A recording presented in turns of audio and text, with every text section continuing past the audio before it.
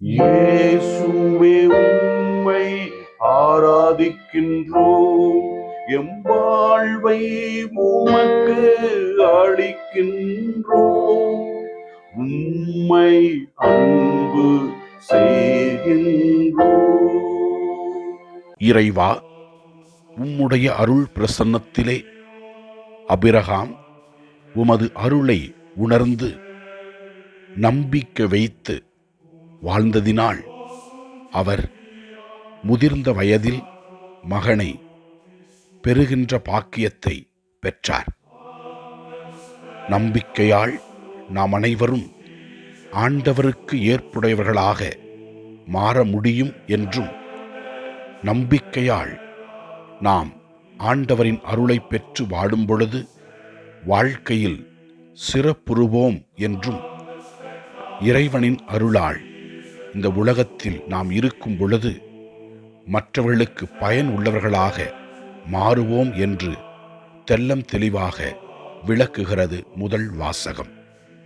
நற்செய்தி வாசகத்திலே நாம் எதற்கு முக்கியத்துவம் கொடுக்க வேண்டும் என்றும், வாழ்க்கையில் எது முக்கியமானது என்றும், சொத்திற்கோ இந்த உலகத்திற்கோ நாம் முக்கியத்துவம் கொடுக்க கூடாது என்றும், இறைவன் கொடுத்த உயிரை நல்ல முறையில் நாம் பயன்படுத்த வேண்டும் என்றும், நாம் நல்ல முறையில் பயன்படுத்தாவிட்டால் இறைவனின் அருளை இழந்து விடுவோம் என்றும் இயேசு நமக்கு தெளிவுபடுத்துகின்றார். எனவே இறைவா, நாங்கள் உம்முன் வருகிறோம். நீர் எங்களுக்கு செய்கிற ஒவ்வொரு நன்மைகளுக்காக நாங்கள் நன்றி கூறுகிறோம். முதல் வாசகத்திலே நாம் இவ்வாறு வாசிக்கின்றோம்: நம்பிக்கை கொண்டிருக்கும் நாமும் கடவுளுக்கு ஏற்புடையவர்கள் என கருதப்படுவோம் என்று கூறுகிறது. ஆண்டவரின் அருளில் நாம் வாழ்ந்து கொண்டிருக்கிறோம். இறைவனின் அருளில் வாழ்கின்ற நாம், இறைவனால் படைக்கப்பட்டிருக்கிற நாம், அந்த இறைவனை உணர்ந்து அவருக்கு ஏற்புடையவராக நாம் இருக்கும் பொழுது இறைவன் நம்மை மென்மேலும் ஆசீர்வதிப்பார்.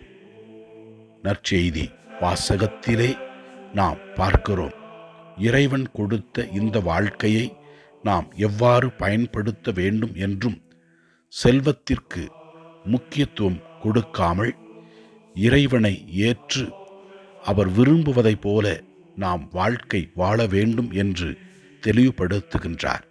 எனவே ஆண்டவர் கூறுகிற வார்த்தைகளை நாம் கேட்டு அதன்படி நடப்போம்.